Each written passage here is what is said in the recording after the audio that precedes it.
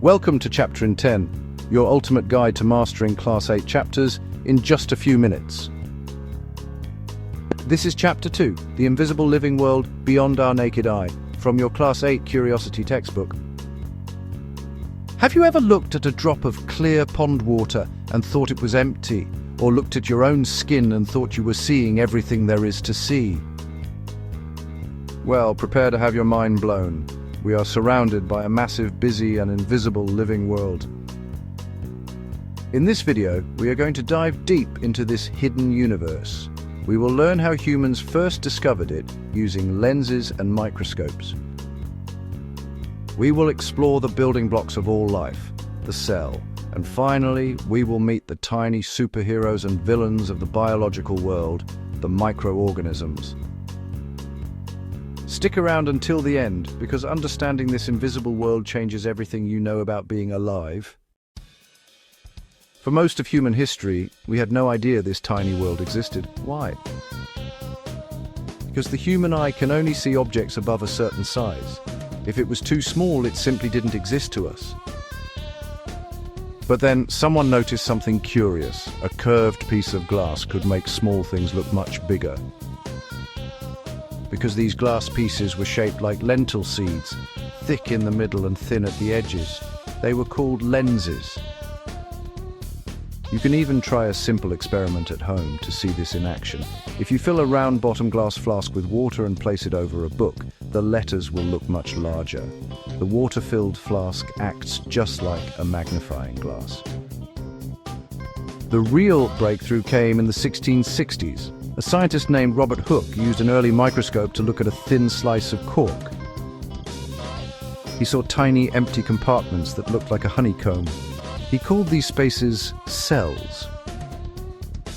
This was the first time the word cell was used in science to describe the basic unit of life. Around the same time, Antony van Leeuwenhoek made even better lenses. He was the first person to actually see living, moving things like bacteria. Because of his amazing work, he is known as the father of microbiology. So what exactly is a cell? Think of a brick wall.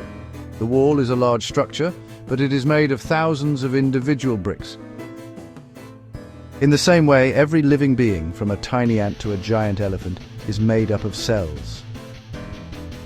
In your Curiosity textbook, there are two famous activities to help you see cells for yourself.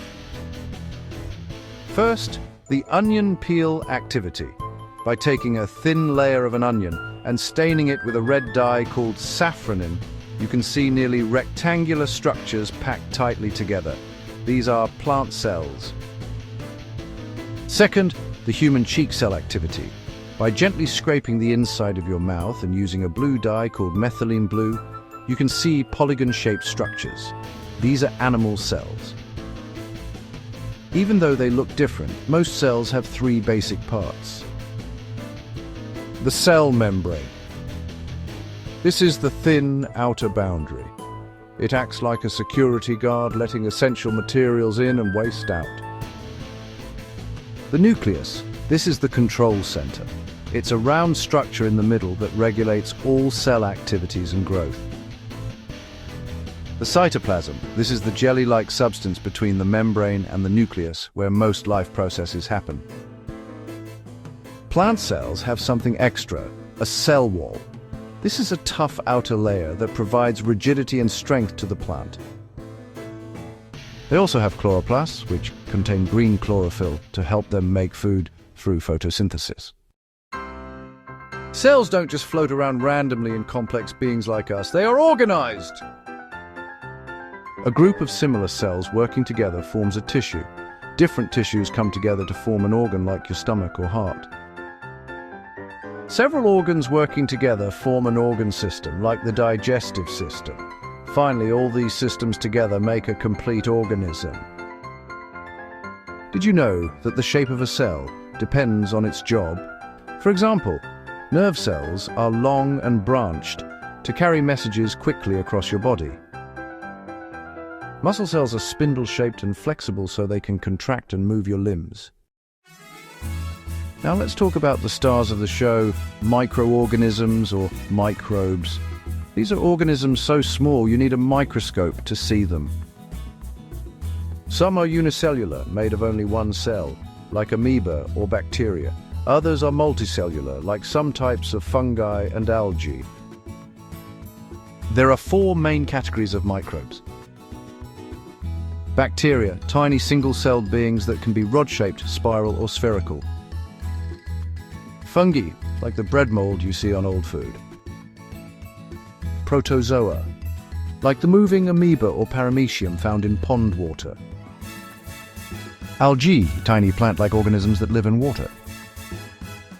And then there are viruses. They are different because they are acellular and only come alive to multiply when they enter the cell of a living host. You might think all microbes are germs that make us sick, but many are actually our best friends. In the kitchen, a bacterium called Lactobacillus turns milk into curd.